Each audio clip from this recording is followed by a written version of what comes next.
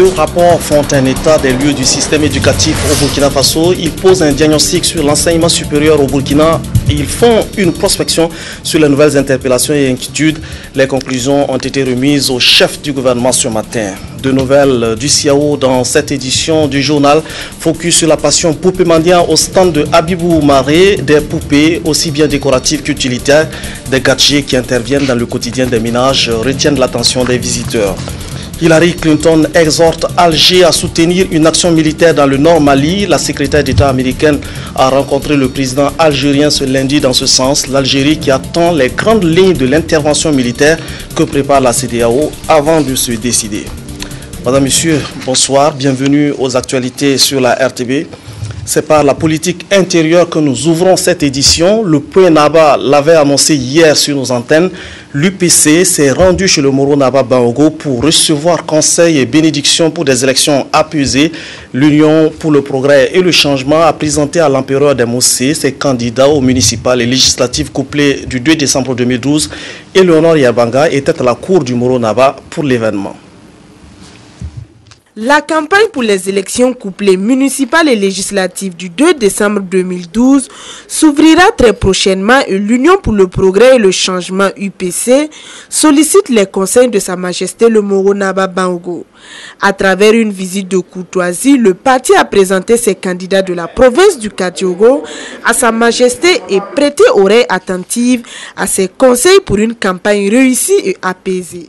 Sa Majesté a réitéré ici son attachement à la paix et à la concorde nationale et a souhaité que notre parti rentre dans cette campagne avec un esprit d'ouverture et de tolérance. Il a banni toute forme de violence. Il a pris des exemples de pays qui malheureusement n'ont pas su gérer leur processus électoral correctement. Et il a souhaité que cela soit définitivement épargné à notre pays, le Burkina Faso. C'est avec satisfaction que le parti de Zéphirin Diabré quitte le palais de Sa Majesté le Moro Naba Bango avec la ferme intention de suivre à la lettre les conseils reçus. Deux rapports dans les mains du Premier ministre. Le premier porte sur l'enseignement supérieur au Burkina Faso, diagnostic, défis et normalisation de ces institutions. Le second rapport diagnostique l'éducation au Burkina Faso entre statu quo et rupture, nouvelles interpellations et inquiétudes. Ces documents font un état des lieux du système éducatif au Burkina avec des propositions de solutions et des pistes pour mieux consolider les acquis. Le reportage de Nicolas Zigani. Ce sont là deux rapports commandités par le gouvernement burkinabé, respectivement sur l'enseignement supérieur et l'éducation de base. Pour le premier rapport, les membres du comité ad hoc de réflexion ont, au bout de 3 mois, soumis un document de 234 pages qui s'articule autour de 3 axes. Le diagnostic des institutions d'enseignement supérieur au Burkina, l'analyse critique du diagnostic et l'identification des défis des institutions d'enseignement supérieur au Burkina et une proposition d'un plan d'action chiffré. Dans le document, le gouvernement est interpellé sur l'urgence et la nécessité d'un engagement fort assorti des mesures efficaces et durables. Il est demandé à l'exécutif d'engager des pourparlers avec l'ensemble des acteurs pour un moratoire sur 5 ans sans perturber les activités académiques afin de résorber les retards cumulés. Comme vous l'avez si bien souligné dans votre rapport général, il est temps que nous gouvernons autrement nos institutions d'enseignement supérieur au plan pédagogique, institutionnel, social et financier. C'est par le changement voulu et maîtrisé que nous relèverons les défis de la normalisation et du changement qualitatif des institutions d'enseignement supérieur à travers la conduite, entre autres, d'une réforme LMD adaptée, contextualisée, tout en respectant les standards régionaux et internationaux afin de répondre aux exigences de la demande nationale et de la mondialisation. Le second rapport remis au Premier ministre, l'éducation au Burkina Faso entre statu quo et rupture, nouvelles interpellations et inquiétudes. Le groupe de spécialistes commis à la tâche a abattu un travail considérable. Il s'est surtout apaisanti sur les problématiques essentielles auxquelles doit faire face le ministère de l'Éducation nationale et de l'alphabétisation. L'équipe d'experts sur l'éducation a attiré l'attention dans ce document de la nécessité de la mise en place d'un institut de la réforme de l'éducation et de la formation qui pourrait être la tête pensante de la réforme. Votre étude se réfère à la vision holistique du gouvernement en matière d'éducation et rappelle le paradoxe des logiques, celle du statu quo et celle de la rupture. Vous nous interpellez non seulement sur la nécessité de consolider les acquis, mais aussi d'oser le changement conformément aux principes et aux innovations. L'étude dégage clairement les principales problématiques que sont le passage des décisions aux résultats, l'équité, la pertinence et le financement. Ces deux documents qui vont servir de référentiel pourront mieux orienter le gouvernement dans ses prises de décision car les défis à relever sont énormes.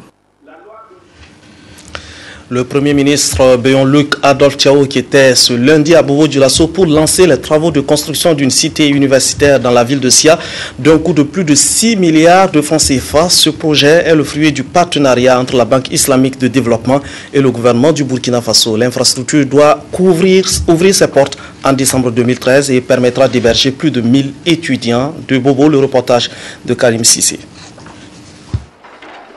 Dans 16 mois sera dressée en principe ici, dans le quartier Belleville de Bobo-Dioulasso, une cité universitaire. Le projet de construction de cette infrastructure est le fruit d'un partenariat entre la Banque islamique de développement BID et le gouvernement burkinabé. Ce projet s'inscrit dans le cadre de la volonté du gouvernement de mettre à la disposition des étudiants des cadres adéquats d'hébergement. Une volonté qui répond du même coup à la demande sans cesse croissante des étudiants. La question de l'hébergement des étudiants dans les cités universitaires se pose avec acuité. Nonobstant les efforts que nous faisons, malheureusement, beaucoup d'étudiants n'arrivent pas à se retrouver dans des logements décents. Et la réalisation donc, de cette première tranche de la cité universitaire de Bobo-Dioulasso qui permettra d'ici l'année prochaine d'avoir plus de 1000 lits est donc déjà un pas en avant parce que nous comptons justement réaliser ce type de cité à travers tout le Burkina Faso. La banque a été sollicitée par le Burkina Faso par rapport donc, aux difficultés des étudiants, surtout donc, pour avoir des conditions de vie décentes. Et vous savez très bien donc c'est l'un des facteurs, ce n'est pas le facteur un facteur primordial, mais c'est l'un des facteurs qui participe donc à la réussite donc, au niveau donc, des formations académiques. De type R+2, la future cité universitaire de Bobo-Dioulasso sera bâtie sur une superficie de 7030 mètres carrés. Elle comprendra 2 pavillons d'hébergement de 504 lits chacun. Il est également prévu l'érection des restaurants de 400 places assises, d'une infirmerie, d'une salle multimédia et d'un complexe sportif. C'est un des prototypes de projets que le gouvernement a commencé à monter dans le sens de répondre réellement aux préoccupations sociales, aux conditions de vie sociale des étudiants. Parce que jusqu'à présent, on louait par-ci, par-là des maisons. Ces maisons n'ont pas toujours été construites dans le vrai but de loger les étudiants. Donc c'est ainsi qu'on a monté ce projet. Le coût de financement est estimé à plus de 6 milliards de francs CFA. 89% de ce coût est assuré par la BID et le reste par le gouvernement de Burkina Faso. L'armée demande pardon à Oum Kizito pour les exactions subies lors de la mutinerie de 2011, une démarche de repentance qui s'accompagne d'un geste de solidarité envers les orphelins. Le chef d'état-major général des armées a mis à la disposition de ce centre social un lot de matériel. Témoin de l'événement, Simon Gongo. C'est un geste de réconciliation.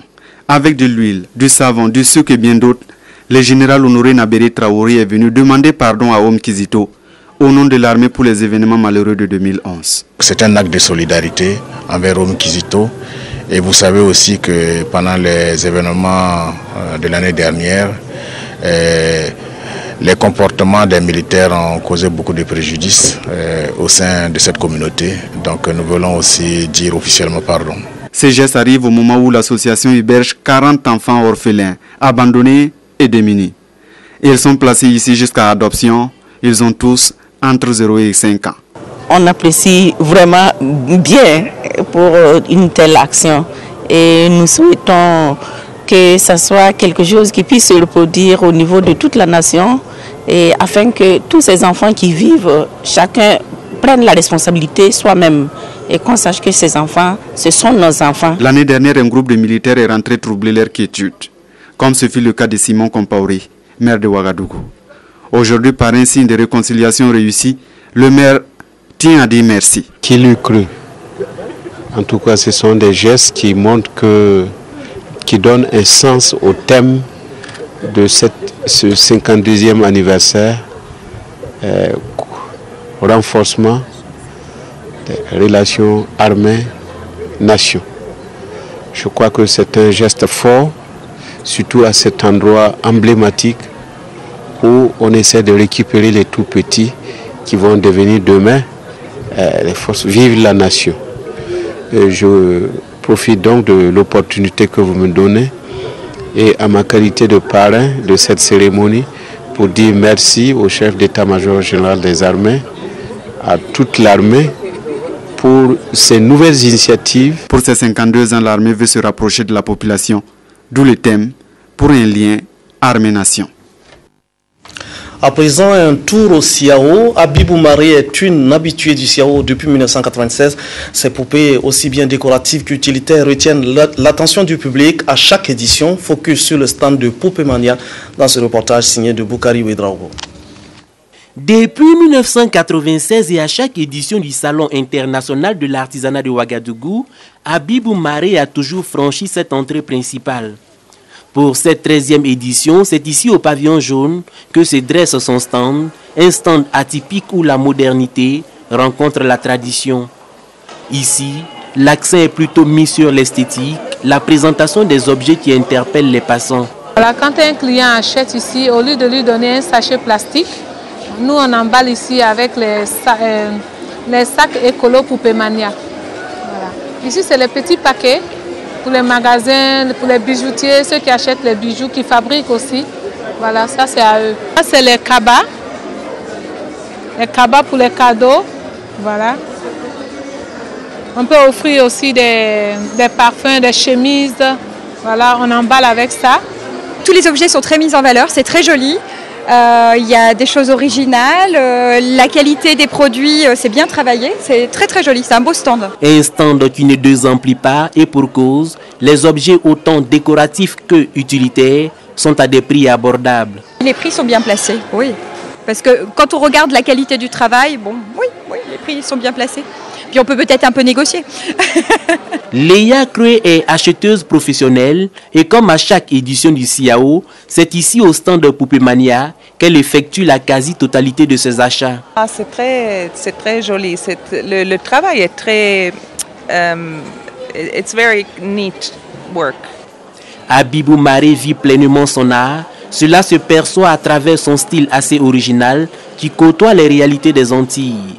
Pourtant, bien burkinabé, elle utilise des matériaux locaux comme la calebasse, le faso d'Afani et les pagnes pour donner vie à ses poupées.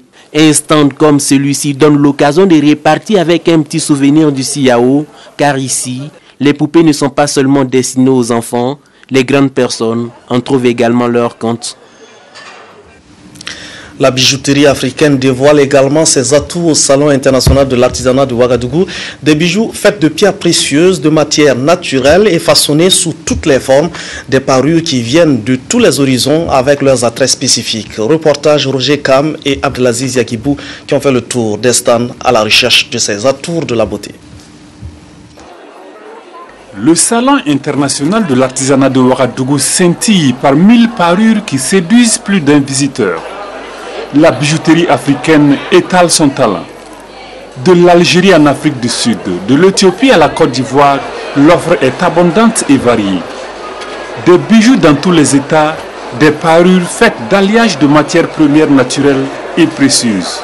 Nous avons pour spécialité les parures à Caen, les parures appelées Reine Pokou, parce que c'est des parures qui sont faites par des femmes baoulées, des femmes qui travaillent traditionnellement, ils font la dorure. Et ça par exemple, ce sont des bracelets faits en bronze avec des étiquettes de poids baoulé là-dessus qui sont très bien et qui se portent très facilement.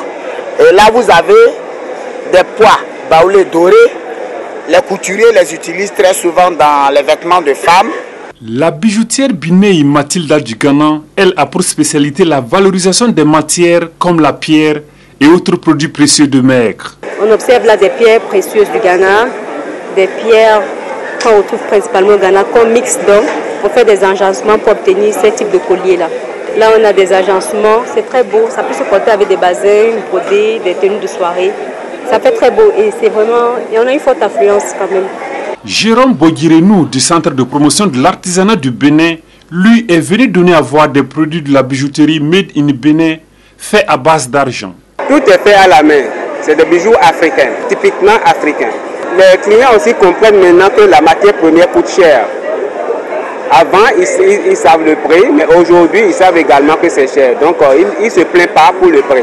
La bijouterie est un pan entier de l'artisanat africain qui participe pour une part importante au rayonnement culturel, mais aussi à l'essor économique du continent. L'Alliance Bordelaise, elle, se préoccupe de rendre efficace le commerce et le transport des marchandises en Afrique de l'Ouest. C'est une association d'entreprises et d'organisations privées qui a lancé à Bobo-Dioulasso l'organisation de sa deuxième conférence annuelle pour 2013. Armel Melo et Adama Koulibaly. C'est suite au souhait de certaines entreprises en Afrique de l'Ouest de développer un avantage concurrentiel sur le marché régional en pleine expansion qu'a vu le jour l'Alliance Bordelaise en mai 2011. Borderless vise à rendre plus efficace le commerce et le transport des marchandises en Afrique de l'Ouest. Pour cette occasion, elle organise sa deuxième conférence annuelle sur le thème « Intégrer les marchés » qui se déroulera à Ouagadougou du 14 au 15 février 2013. Inviter tous les acteurs du secteur privé donc à s'inscrire massivement à cette deuxième conférence de l'Alliance Bordelaise qui va aborder des questions essentielles et qui portent essentiellement sur l'intégration des marchés. Nous pensons vivement que nous, acteurs du secteur privé, nous pouvons véritablement réussir que si nous nous donnons la main pour échanger avec nos partenaires du secteur public, notamment les services de l'administration publique tels que la douane, la police, la gendarmerie, et ensemble pour que nous puissions identifier les solutions idoines aux entraves à la libre circulation des biens et des personnes dans la région. Cette conférence vise à établir un réseau efficace avec les responsables d'entreprises régionales et internationales. Les personnes attendues sont notamment les acteurs des secteurs privés et publics, les associations professionnelles, les partenaires techniques et financiers. Le Burkina et le Niger sont désormais interconnectés par fibre optique. C'est une ligne qui s'étend sur 176 km qui permet de desservir le Niger et les localités situées entre Fada et Kantchari. Cette réalisation entre dans le cadre du projet d'interconnexion de tous les pays de l'UEMOA par fibre optique pour assurer des services de qualité dans le domaine de la communication. Reportage Adama Koulibaly. L'interconnexion par fibre optique entre Burkina Faso et le Niger restait l'un des maillons pour compléter le réseau de fibre optique de l'espace UEMOA. Cette interconnexion qui va renforcer la capacité de communication du Burkina vers le Niger d'une part et d'autre part vers le reste du monde via les câbles sous-marins atterrissant en Afrique était le vœu des plus hautes autorités au regard des différentes rencontres sur la question. Ces choses faites depuis ce 29 octobre par cet acte des ministres en charge des technologies de l'information et de la communication du Burkina et du Niger. C'est un événement important vraiment dans le cadre des nouvelles technologies de l'information. C'est un événement important pour l'Internet. Vous savez, les populations ont besoin du haut débit. Et à l'intérieur du pays, nous sommes en train de faire des efforts pour connecter les écoles, pour connecter les institutions, pour connecter les localités. Et nous sommes là-dessus. Sur le tracé, à partir de Fada jusqu'à Kantchari, toutes les grandes villes ont du haut débit et donc ont une meilleure accessibilité à l'Internet. Et au-delà de cela, comme j'ai dit, nous, ce que nous envisageons, c'est même d'aller au-delà des régions et des chefs-lieux pour aller dans toutes les communes. Cette interconnexion va surtout renforcer la collaboration entre l'Office national des télécommunications de Burkina et la Société nigérienne des télécommunications.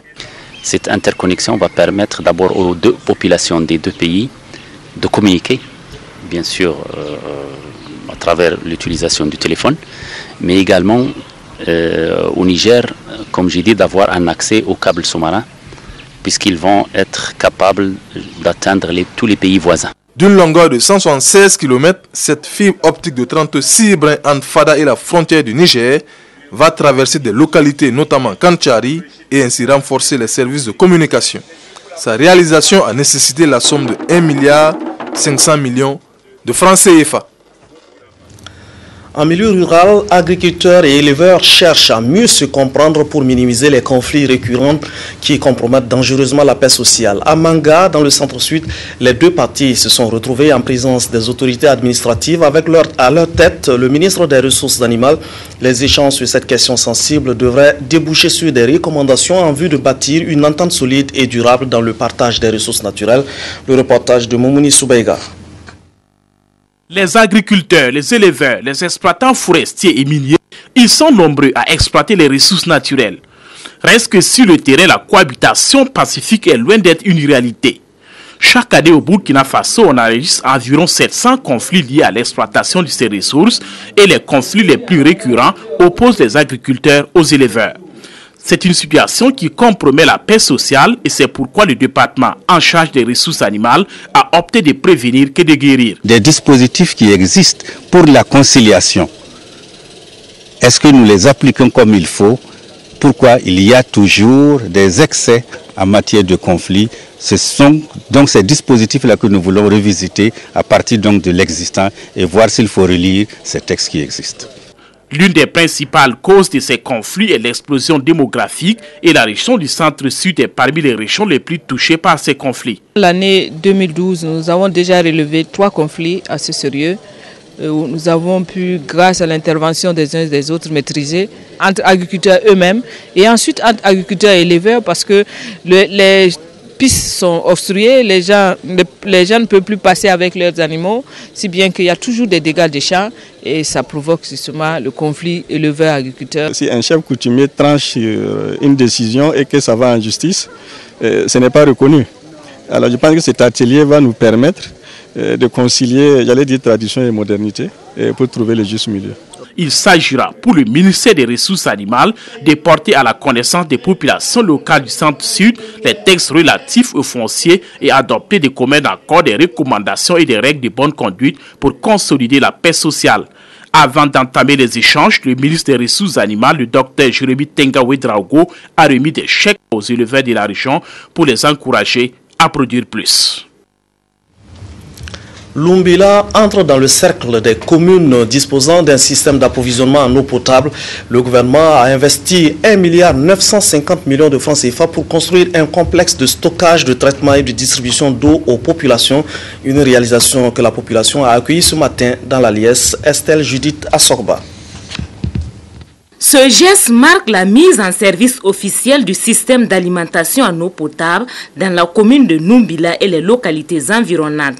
Cet ouvrage comprend un réseau d'adduction d'eau, une station de pompage, un château d'eau et un réseau de distribution. Ce complexe va desservir les populations bénéficiaires avec plus de 380 mètres cubes d'eau par jour.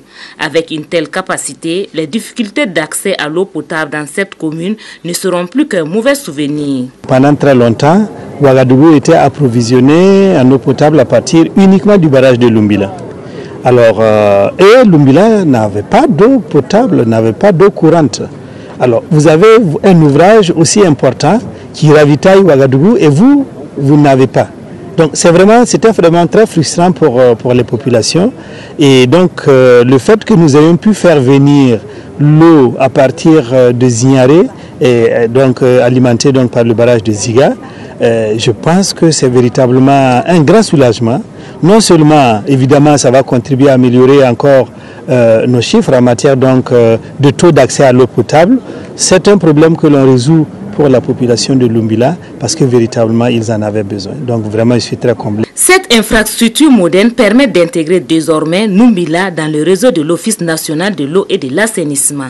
Sa réalisation a mobilisé 1,950 milliard de francs CFA et a été financée à 95% par le Royaume de Belgique. L'extension du réseau sud-ancien en vue de desservir les sites d'accueil des populations déplacées dans le cadre de la réalisation de la plateforme aéroportuaire est aujourd'hui une préoccupation majeure pour le ministre Laurent Sédego. Il a, au nom du gouvernement burkinabé, lancé ce cri de cœur au Royaume de Belgique. Une requête bien reçue par l'ambassadeur. Les services belges et les services burkinabés vont se réunir pour envisager la possibilité de cette extension. Madame le maire vient avec encore un autre projet. Donc là, nous répondons aux aspirations, aux demandes. C'est un partenariat et puis nous verrons la suite. Mais j'espère, en tout cas, l'ambassade fera son possible pour que ça se réalise. Ce système d'alimentation en eau potable va relever le niveau de la qualité des services d'eau et améliorer les conditions d'hygiène et d'assainissement des populations bénéficiaires. Le ministère de l'Action sociale et de la Solidarité nationale en quête de moyens d'action pour lutter efficacement contre l'exclusion sociale des personnes accusées de sorcellerie.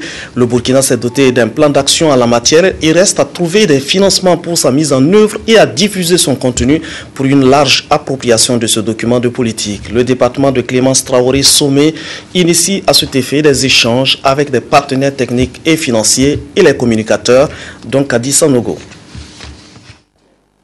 L'étude commanditée par le département de l'action sociale sur la situation des personnes victimes d'exclusion sociale par allégation de sorcellerie montre que le phénomène prend de l'ampleur dans notre pays. Il était donc nécessaire d'élaborer une stratégie pour la prise en charge de ces femmes qui sont accusées sur des faits que personne n'arrive à expliquer. C'est ce qui justifie l'élaboration de ce plan d'action national de lutte contre l'exclusion sociale des personnes accusées de sorcellerie. Clémence Traoré, à travers cette rencontre, a voulu échanger avec les hommes des médias et les partenaires techniques et financiers sur le contenu de ces documents. En termes d'activité et au regard des conclusions de l'étude de base qui a été réalisée, il nous est revenu qu'il est très important de mettre l'accent sur la sensibilisation des populations pour faire progresser les mentalités. Également les actions de plaidoyer pour permettre aux détenteurs de pouvoir et de droits coutumier d'accompagner le gouvernement dans la lutte. Parce que vous savez que ce phénomène également aussi tire sa source auprès de ces autorités coutumières et traditionnelles et que même si publiquement ne se prononcent pas, en bas quand même cautionnent d'une manière ou d'une autre parce que ça se passe dans leur territoire. Ce plan d'action national qui ne demande qu'à être accompagné revêt une grande importance. Ce plan d'action qui a été élaboré de façon participative avec toutes les ONG et associations qui travaillent dans le domaine, mais également les victimes et les autorités coutumières et religieuses, nous permet d'avoir une synergie d'action pour que chacun amène ses moyens, mais également ses idées pour que nous puissions mieux travailler sur le terrain à la prise en charge de ces personnes-là. Le plan d'action national de lutte contre l'exclusion sociale des personnes accusées de sorcellerie, qui s'étend de 2012 à 2016, va servir de référentiel au Burkina pour tous les acteurs qui luttent contre ce phénomène. Dans la ville de Kombisiri, les enseignants s'imprègnent des stratégies de lutte contre le tabagisme et le tabac. Les stratégies de lutte sont déroulées aussi bien vis-à-vis des enseignants fumeurs, mais également vis-à-vis des élèves. Abdul Rasmane Zongo, reportage. Venus des 13 régions du Burkina dans la cité de la patate douce, les enseignants du secondaire et des écoles professionnelles sont en guerre contre le tabac et le tabagisme. Eux-mêmes enseignants et leurs élèves en bonne partie sont des fumeurs et elle est la bienvenue la sensibilisation initiale de ceux-là même qui transmettent le savoir dans l'espoir qu'ils puissent dissuader ou aider leurs élèves. Nous ciblons en fait deux cibles. Il y a les enseignants d'une part et il y a les élèves. Les enseignants, une étude a révélé qu'il y a environ 27,5% des enseignants qui fument au Burkina Faso et 20,4% des élèves également fument. Donc nous pensons qu'à travers cette formation, les enseignants seront des relais pour les enseignants, les autres enseignants, mais également un relais pour les élèves. Faire en sorte que les élèves qui fument arrêtent de fumer et que ceux qui ne fument pas du tout. La lutte anti-tabac est multisectorielle et la partition de chaque acteur est un grand pas dans la réduction de la prévalence tabagique. La prévalence à Kombisiri, nous n'avons pas fait d'études concrètes pour pouvoir donner les statistiques. Mais ce qui est sûr, c'est que pas seulement à Kombisiri, aussi bien à Kombisiri, à Ouagadougou, à Manga, que dans n'importe quelle autre ville du Burkina, on se rend compte que lors des récréations et également lors des différentes pauses, on se rend compte que les élèves se cachent pour fumer. Et également, pas seulement les élèves, certains enseignants également. Et c'est pour cela que nous pensons que réellement il est nécessaire de travailler dans ce domaine-là pour pouvoir vaincre le tabac et le tabagisme dans notre pays. Au sorti de cette formation sur le tabagisme, les bénéficiaires, tous des éducateurs, seront mieux outillés sur les stratégies de lutte contre ce minuscule bâton qui demeure paradoxalement un problème de santé publique. Musique de chez nous, l'artiste musicien Sendam fait le plaidoyer pour la scolarisation des filles avec son nouvel album Bidia Fam Tchogo. L'œuvre a été présentée le 25 octobre dernier au Jardin de la musique Rem Dogo. Avec ce deuxième album, Sendam, de son vrai nom Damien Tchombiano, entend occuper désormais les devants de la scène. Rokiato Zida et Yakuba Goro. Après 35 années de carrière musicale, l'auteur, compositeur et chanteur Sendam signe son retour sur la scène musicale burkinabé.